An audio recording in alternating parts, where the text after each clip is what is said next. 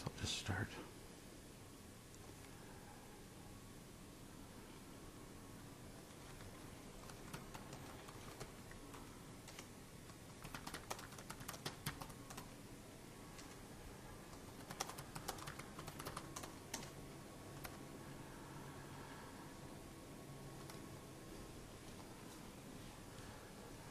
Okay, until we get any questions, I'm going to go ahead and kick it off with something, a letter I got the other day from somebody who participates in the video chat. Let me just read to you what she said. She said, I have to tell you what real love did for me at work the other day. I had a very unpleasant interaction with one of my coworkers. She's famous for being critical, and almost everyone avoids any discussion with her because she makes people miserable. Known people like that. After we argued, I talked with the woman who supervises both me and the critical woman. And my boss said this, just stay away from her. You have to realize that some people will just be impossible all their lives. And, you know, that's not terrible advice.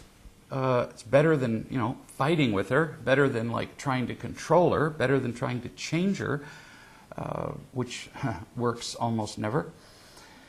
And so she continues. At first I thought I would take her advice, but I just didn't feel good about it. So I thought it over. I went to this woman, and this just blows me away. I mean, she did what she has learned as we've talked over these many weeks in the video chat, and as she's learned, as she's read the real love material. She said, I went to this woman and simply apologized for my share of mistakes that I had made in our interactions.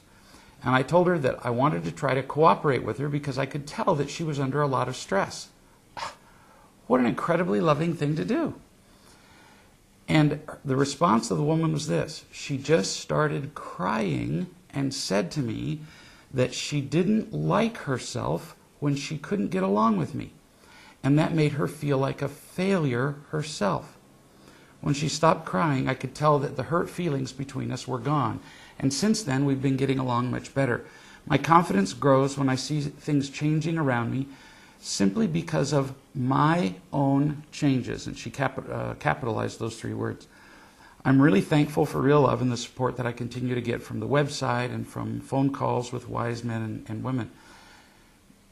Phenomenal, the power of being loving with people. And here's a lady that she said she's had miserable interactions with for a long time. Other people at work avoid this woman, and understandably so. She's miserable. She doesn't feel loved. And so when she doesn't feel loved and people come at her and add anything to her plate, this woman walks around wounded all the time.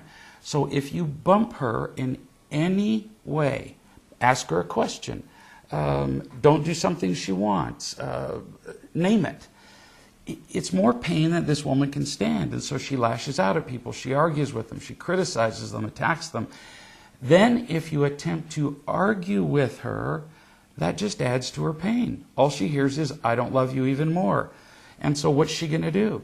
Well, she's going to protect herself. And the only thing this woman knows how to do is attack even more. Then later, she feels even worse about herself. But she doesn't know. This is critical. She doesn't know how to stop it at the time. So she recognizes afterward that what she's doing is wrong. See how important this is? There really is a voice within us that tells us later, you're doing this wrong. But unless we've seen it done right, ever, simply knowing that we're doing it wrong isn't enough. We need to know how to do it differently. And so this woman, who understands real love, showed her how to do it differently. She apologized for her part of the conflict. Let me apologize for my mistakes. And then she said, now, how can I help you? Which is what real love looks like at work.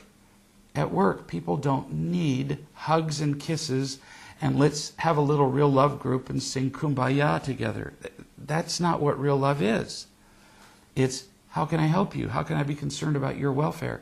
And it just melted this lady who's thought of as a monster. This lady whose own supervisor said, just stay away from her. Some people will just be impossible all their lives. And it turns out that this lady's far from impossible.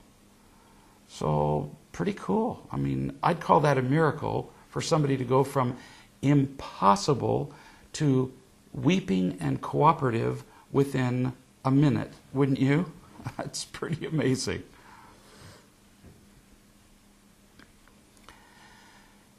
Here's somebody who says, this is my first time here, and I'm figuring out how to do this. Yes, I have a question about illness, or when one just isn't feeling well. I've been sick with flu-like symptoms and finding my bucket draining and my temper short. Is there anything more to do in such cases than make the calls and try to fill up with real love? Oh yeah, there sure is. One of the things that we forget when we're sick is that illness or tiredness or stress or whatever tends to empty our real love bucket. Well, armed with that knowledge, then we should behave differently, right? There's no sense knowing something unless we're going to behave differently. And in fact, that's one of the definitions of learning, is that we really haven't learned a thing unless we behave differently as a result of the knowledge that we have. So, if you know that you're sick, then don't keep it to yourself. Don't just tell people, I don't feel well. For example, if, let's say you're married, I don't know if you are. Let's say you have children. Let's say you have coworkers. Surely there are other human beings around you. What you say to them is, I'm not feeling very well. And so if there's anything that you want to talk to me about that involves any stress at all, or that involves your expectation that I'm going to respond to you like a sane human being, don't talk to me during this time. If I'm feeling, for example, tired, sick, whatever, I just say to my wife, I just feel really lousy. So if I'm short-tempered or grouchy or irrational or unreasonable, ignore me. It has nothing to do with you. Now, do you see what a difference that makes to the people around you? Instead of simply saying, well, I have the flu, that doesn't register to people. Okay, you have the flu, tough. Then people still come to you and they bring up an issue, for example, and you're short-tempered with them, and they walk away going, well, what's with her? Tell them ahead of time. So it's very likely that I'm not going to be very loving. In fact, I may behave as though I'm insane. Gosh, now we're done, aren't we? Now you've relieved everyone's expectations that you're going to give them anything. And you relieved your own expectations. Instead of you feel, because look how one of the biggest reasons that we become cranky when we get sick is that people still come at us with things to do, and we have our own expectations that we will somehow handle the problems. Gosh, when I don't feel well, I just tell people, I'm sick, leave me alone, don't bother me. If the house is burning down, let me know so I can jump out a window, but otherwise, forget me. Because it's unlikely when I feel drained that I'm going to respond in a loving way. And if I'm not going to respond lovingly, why bother to engage me in a conversation? See? So, yeah, there's a lot you can do when you don't feel well. And then you can make your real love phone calls, but also understand that when you don't feel well, in that condition, when you make your calls, you're not going to feel as loved as you would when you're healthy. So you won't get as much yield out of them. Being sick just is lousy in a lot of respects.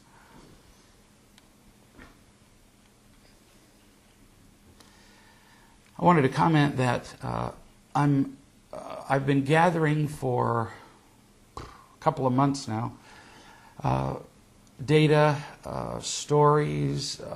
I've been reading books, like mountains of books, articles, gathering information on the internet, in preparation for writing a book called Real Love in the Workplace. Because we're going to be beginning a program called Real Love in the Workplace, ironically, where we're going to be taking the principles of real love into businesses and showing people how it's getting and protecting behaviors that are so damaging to personnel relations, communication, and the bottom line, productivity and profitability in the workplace. So I'm in the middle of writing the book now. I've been gathering information forever, it seems like. And I've finished the first chapter, and bit by bit I'll be writing drafts of the other chapters. If you have a serious interest in being an editor and making contributions to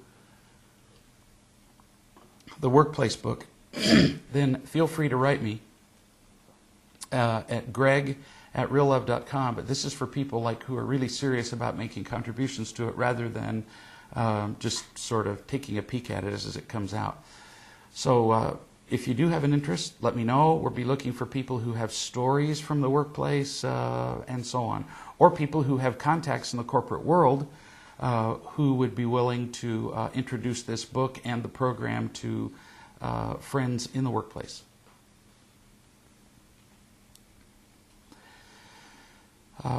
Here's somebody who said, "You asked me once if all I wanted was to be right, and at the time I found that foreign to me. Of course I had to be right if I knew what was right. Lately I've been repeating to myself as often as possible, what can I do to be loving in this situation? Loving is not being right or correcting someone else's dreams or ideas or project and so on. Giving up right for being loving is a freedom I could not ever have imagined when you talked to me in November." Now, I know this man, and gosh, it was just, like he said, November, December, January, February, March. So it was only 4 months ago that we talked. And he'd already read the Real Love book, and yet this is an illustration of something that I've talked about many times, and that is we can only grow at a certain speed. And we can only learn layer by layer, line upon line, concept upon concept. And so often, as we're teaching a principle, either here on the video chat or as you read a principle in the book, often you will not understand it. And sometimes people will ask me to explain a principle, and I will, fully understanding that they won't understand the explanation. Because in many cases, the understanding comes not with our minds, but it comes as we feel it.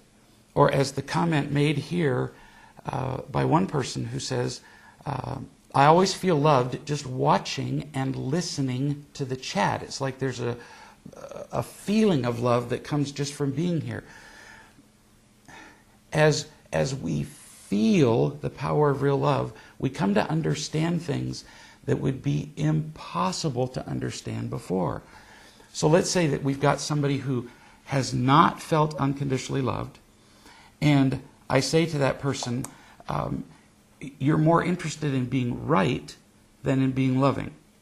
So if I say that to somebody who is already feeling empty and threatened, all they can hear that, they can almost not hear that in any other way than as an attack. And they'll feel defensive about it. And I see people, they just bristle. It's like, no, I'm not trying to be right, which of course obviously is their way of trying to be right then. They can't stop themselves. When we're afraid, our need to defend ourselves isn't some malicious little evil. It's natural. And in fact, really kind of an indication of our being alive.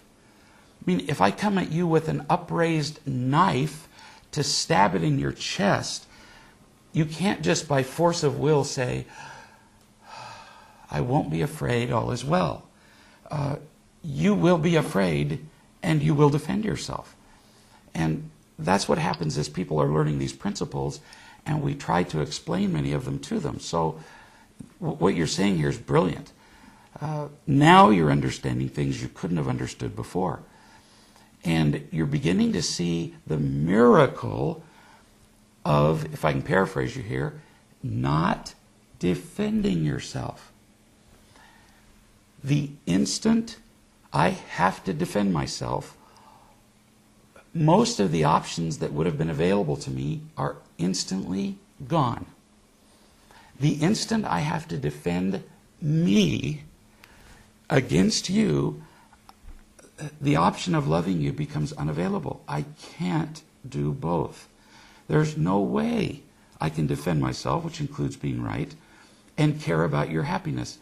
It can't be done. Sometimes people will in fact say to me, as I'm like counseling them, they'll say, oh, the comment you made was wise or brilliant or insightful. No, not really. I just wasn't afraid. If you're not afraid, you will see options that would never have occurred to you before. Make sense? When you're afraid, you only see one thing, the thing that's going to hurt you.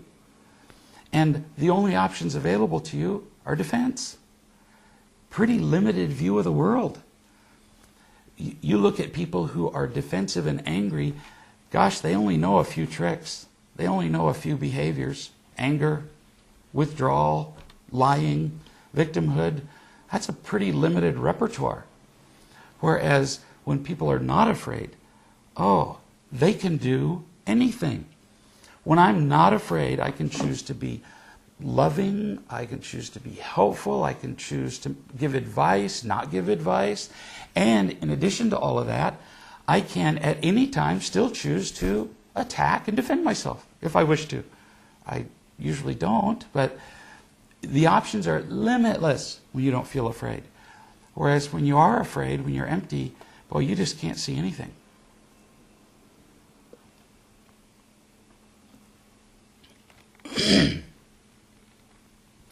Here's somebody who said, I have just recently gotten in touch with wise men and women, and what a difference it's made in my life.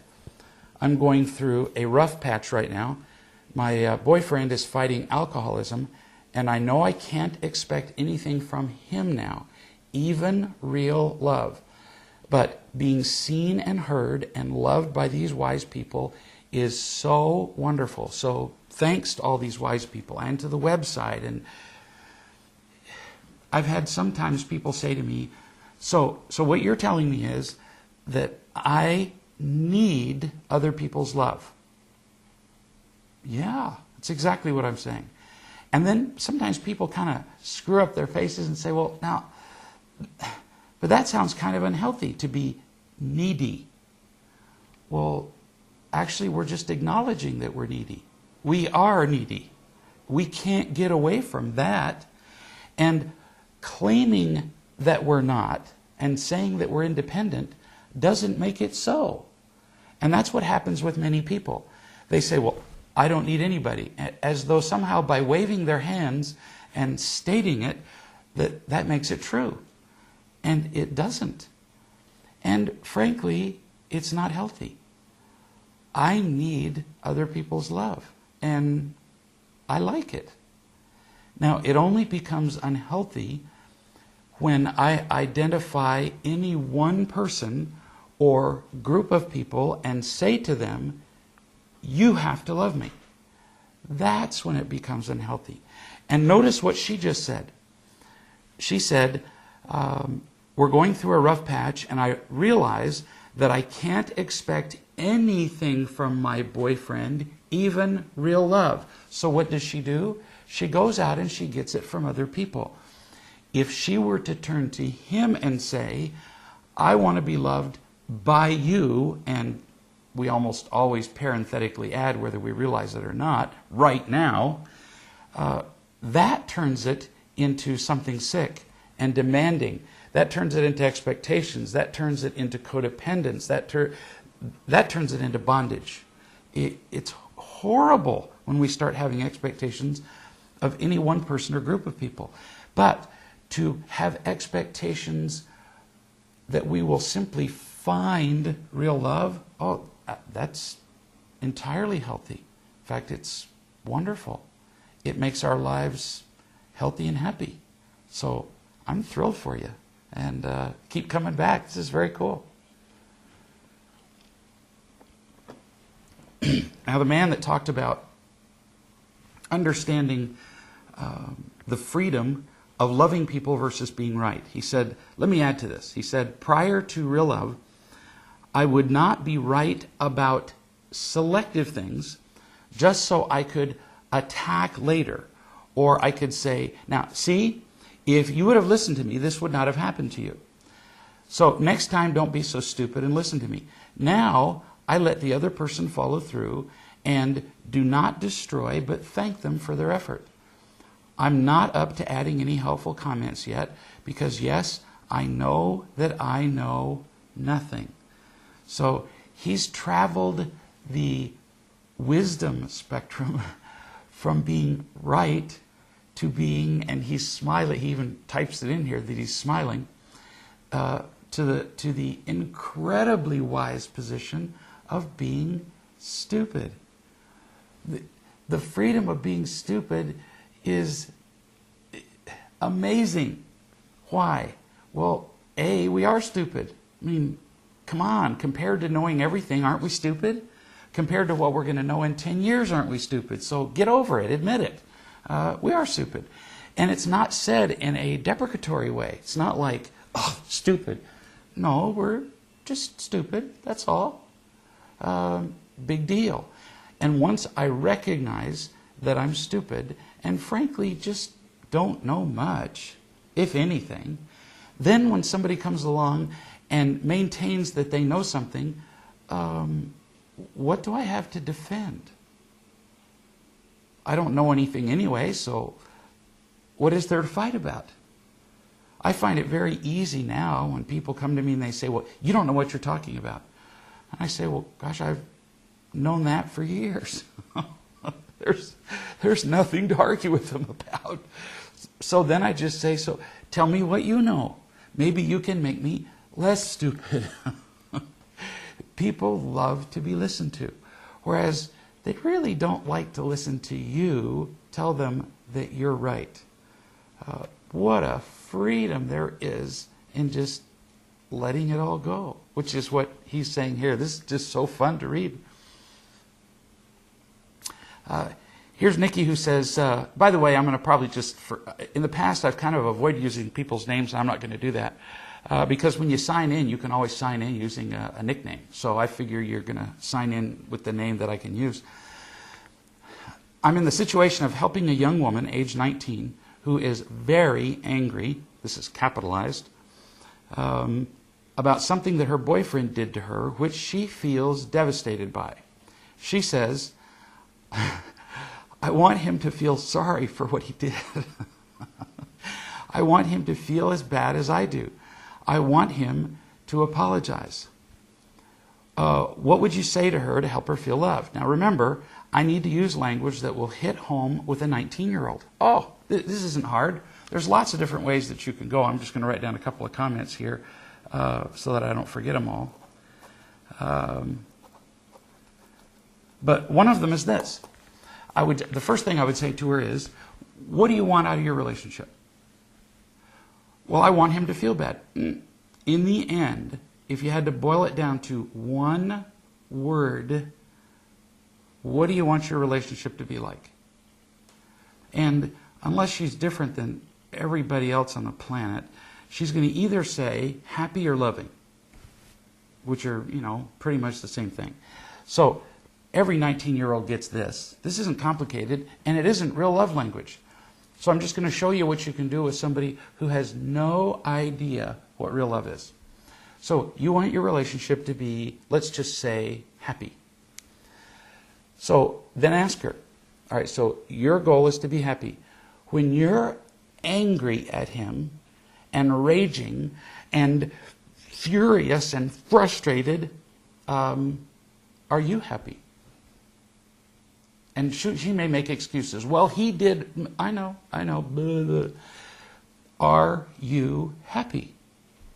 Well, the answer is pretty obvious. No. And if you're not happy, what are the odds that your relationship will be? 0. Absolutely impossible.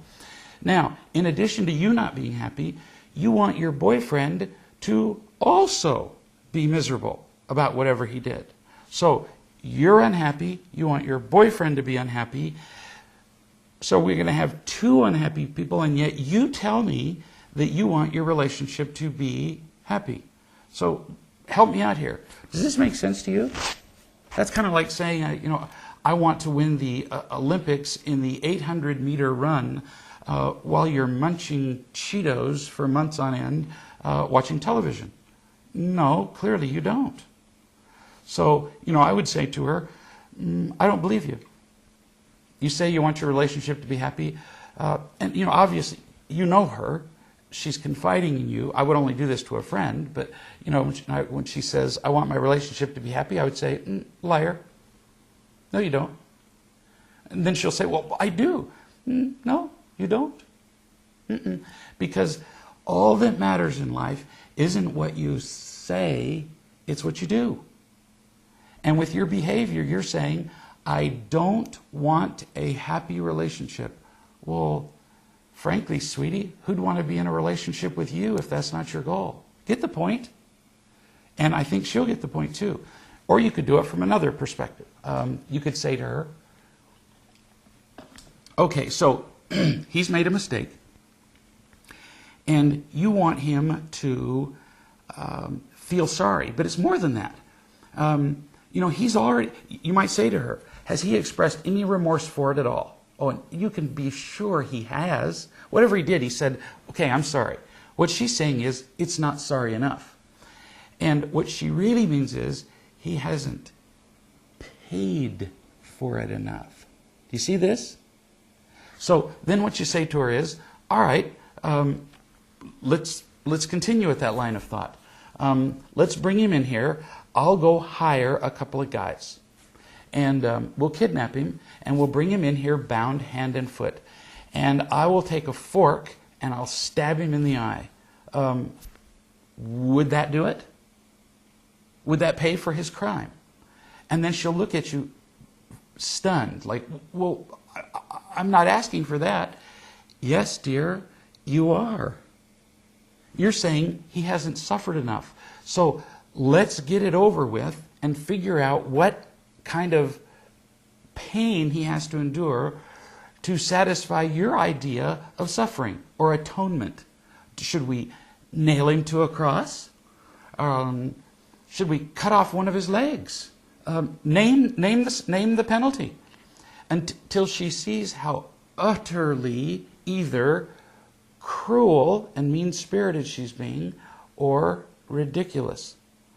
And you can see how when we continue out people's line of reasoning in both of these approaches, like when we asked her the question, what do you really want? You want to be happy? No, you don't. How much does he have to suffer? When you carry that out logically, it really makes people look mean-spirited, ugly, unloving, and then they begin to see how they are destroying their relationships. And so it's not done just to be funny. It's to get people to see how they have to take responsibility for their attitude and for their behavior. This 19-year-old girl is destroying her relationship all by herself. Now, you say to her, did your boyfriend make a mistake? Sure he did.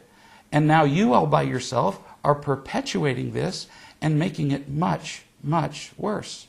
Do you really want to do that? Do you really want to continue to destroy your relationship all on your own? When you put it to people like that, it is usually pretty dramatic. So that's what I would do. And notice, there's no real love talk in there anywhere. No getting and protecting behaviors, no imitation love, no nothing. And pretty much anybody can understand this. By the way, you can also use that kind of language not only with a 19-year-old who doesn't understand real love.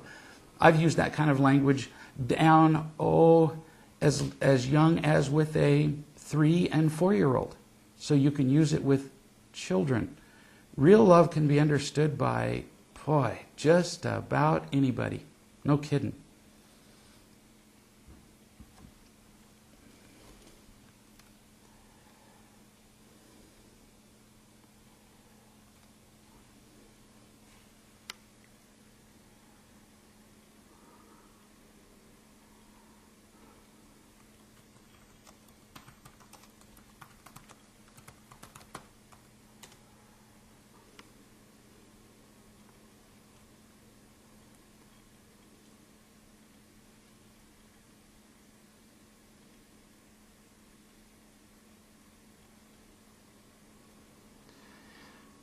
This question that Nikki asks is important because you'll discover that the people around you are providing you with material for you to teach them about real love pretty much every time they open their mouths. Do you see how that's true? Because people are expressing their emptiness, their fear, their use of imitation love, and their getting and protecting behaviors almost with every sentence they speak. And I'm really not exaggerating. It's that common. So if we're paying attention, we have an opportunity to teach people the message of real love. Whether we use those two words at all, we have an opportunity to teach people everywhere we go, all the time. I have a friend who everywhere he goes teaches people about real love. And often he doesn't actually discuss the names of the principles or introduce the book until he's known people for months. But by that time, they're pretty well prepared. So we have lots of opportunities. Nikki continues and says she is feeling like she wants to dump her boyfriend, but then she will have resolved the relationship problem while continuing to harbor huge anger into the future.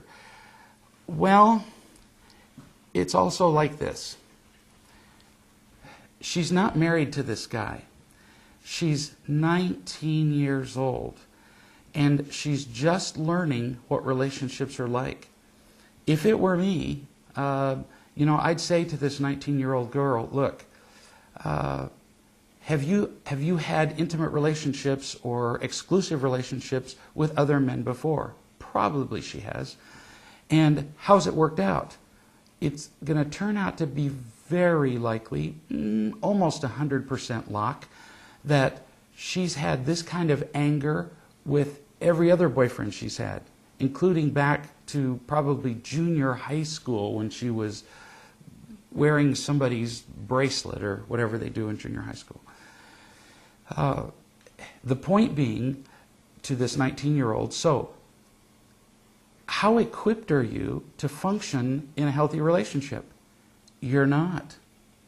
And so the idea would be, rather than continue to build houses poorly, why don't you learn how to build them first? Instead of constantly building houses that are unlivable and having to move out, which is what you're doing. I mean, she keeps getting into relationships and going, I hate this place. And then moving. Why not learn how to build them first? It's a lot wiser. It's a lot funner. And then you don't have all these terrible breakups and miserable experiences. So I would suggest to her and then say, I know some principles that have helped me a ton. And if you're interested, I'd be glad to share them with you. But entirely up to you. Or this girl may be absolutely convinced that she can still manage to build relationships built on sexual attraction, praise, flattery, power, whatever, and may want to continue to do it the inefficient way for years more. But If it were me and I cared about somebody, I'd at least offer it to them. JRO says, I had big expectations that my wife, who is divorcing me, that she would grasp real love. I remember that. I used to write her emails all the time, explaining real love, telling the truth about myself as much as I could at the time, because each week I see more of myself than I thought possible. Isn't that a hoot? Sometimes people say to me, so how long does it take to really come to an understanding of real love? And I tell them, I'll let you know when I do. I told her that I would even pay for her coach. That expectation was just killing me until my coach talked to me about expectations. I let go of that. I could see that I did not have enough real love in me to even interact with her. Until we're loving enough, it is unavoidable that we will have expectations of the people around us. And our expectations will be the greatest of the people who are closest to us. So heaven help people if they're married to us, or if there are children or parents or whoever, because we're going to reach out and virtually strangle them to death. And then, of course, that makes the relationship even worse. Sunday night, he continues, I received an email from her where I could see that she'd actually started to tell the truth about herself. More coming. If you want somebody to tell the truth about themselves, the worst thing you can do is say, now, it's time for you to tell the truth about yourself. Because they won't. In fact, they'll defend themselves and attack you. So we just have to do our own work. And as people begin to feel more loved and safe around us, that's the optimum environment in which they'll tell the truth if they ever do. Some people never will. I've met people that I don't think they ever will. They may still surprise me, but at least it's the best environment. Whereas if we insist that they do, the odds are pretty close to zero. I'm not sure I've ever seen anybody tell the truth about themselves when pushed to. At least not more than once. Anna says, can you define clinging in a little bit more detail? I like to give my boyfriend little gifts just because I love him, but I'm not sure if it's clinging. Is it okay to do as long as I don't overdo it? You can tell if it's clinging by two words. If you give your boyfriend gifts, and if, for example, if you give him a gift and he just gushes and he says, oh, thank you so much, I'm so grateful you did this, and he gives you gifts in return, you have no idea whether you're clinging. You couldn't know, because you're getting something in return. If you're unconditionally loving somebody and then they give you something back, they might give you something in return and you would be unconditionally loving. If you're clinging, somebody might give you something in return and you wouldn't know the difference. The way you know whether you're clinging is if somebody doesn't give you something in return. When they don't give you what you expect. If you give them a gift and they're just like, whatever. Or they don't even notice it. And then you feel disappointed or irritated. Those are the two words. If you do something for somebody and they give you zip, or even criticize you for it, and you feel disappointed or irritated, you were clinging.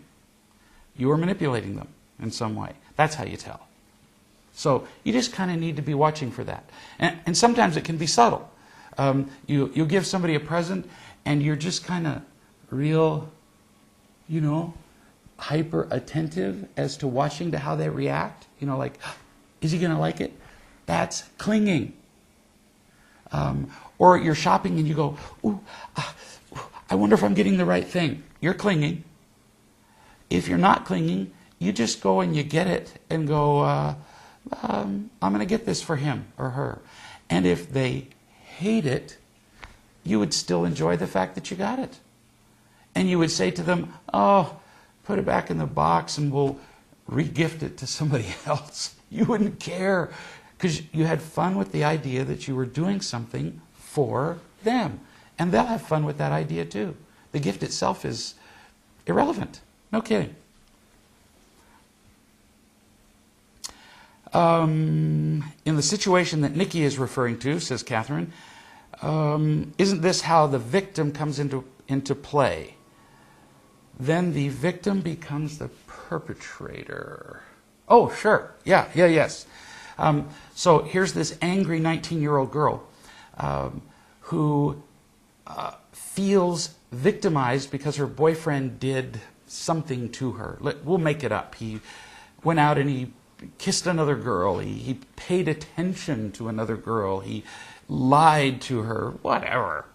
And so she feels victimized. Let me tell you, there is no monster in the world more to be feared than a victim who feels justified.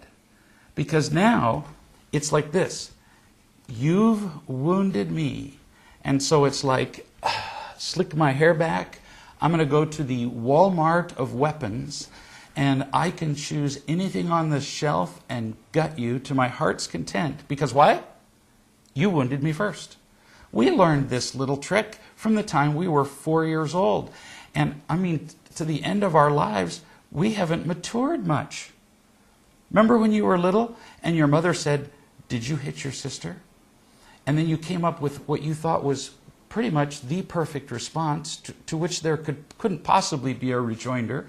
You would say, "Yes, but she hit me first." And see, as long as she hit you first, well, shoot, you are justified in doing anything in return. In fact, she should be grateful that you didn't cut her leg off, above the knee. She should be grateful she's not wearing a prosthetic leg. So once we're victimized, we feel so justified. If you'll read the victim book, which I highly recommend, what's the name of the book? Mike? Real Love and something. Freedom for the Soul. Real Love and Freedom for the Soul. It's on the website. The entire book, all 130,000 words, is about victimhood. And at the end, there are some case studies. Hitler is one of them. Hitler is a classic victim perpetrator. Hitler felt victimized in quite a number of ways. He felt victimized by the European nations. Well, boy, didn't he get them back, huh? He felt victimized by the communists. Look what he did to Russia. He felt victimized by the Jews. Look what he did to them.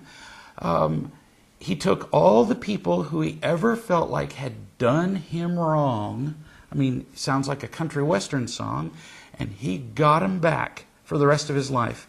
And he felt zero compunction about doing it.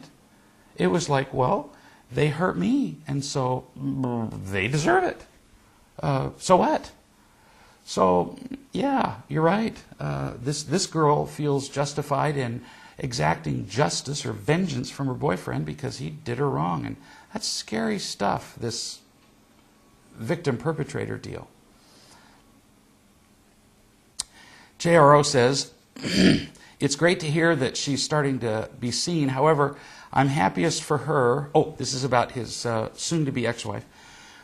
I'm happiest for her and our son because I know that she may now be working toward giving him real love as he grows up. Now, for me, it would be a lie if this did not give me some hope of us at some point in time of getting back together in a real love relationship. Yeah, but that hope is not overwhelming. It's a great freedom. Now, you got to know that this man, when I met him in November, his sole goal in life was to make his marriage work. And, all he talked about was, keeping it together, keeping her with him. And so now, imagine how she felt. Because with his every word and his behavior, he was reaching out and trying to control her. And this is another example of something that who Anna asked about, another example of clinging. Now, we don't think of ourselves as clingers, but look what he was doing.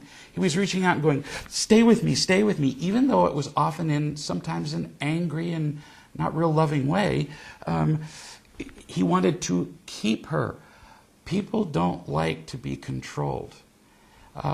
We have this like inner sensor, that this alarm that goes off when people try to control us and tell us what to do.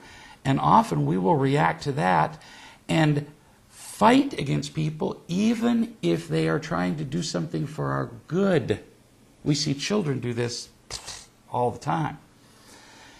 And so here he is now saying, you know, if we get together in the future, cool. And with that attitude, that would be the optimum attitude that might make that possible. Maybe you will. But the idea is maybe, maybe not.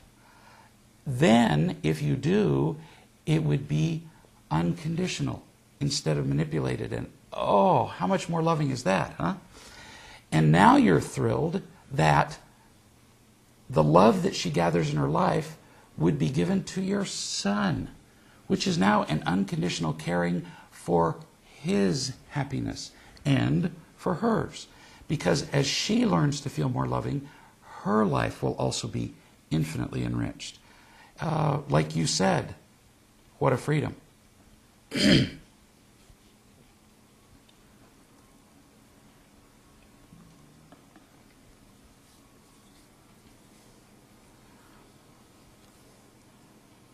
word freedom is used over and over in all of the books. And it's pretty obvious why. I mean, when we're using getting and protecting behaviors, we're just absolutely stuck, aren't we? I mean, think about the times that you're angry. It's not like you sit around and go, okay, let's see, loving, angry, I'll be angry. No, we get angry, and it's almost like involuntary. We can't help it. We're absolutely stuck. We're prisoners to it, which is why we think that other people make us angry. It seems so involuntary that we're just absolutely certain the other person made us feel that way, when it turns out that, no, there's a choice. But when we feel empty and afraid enough, we literally cannot see that other choice. It doesn't exist for us. So the more loved we feel, the more choices we see, which makes life lots funner. Freedom's a lot more fun than prison, as anybody who's been in a state prison will tell you.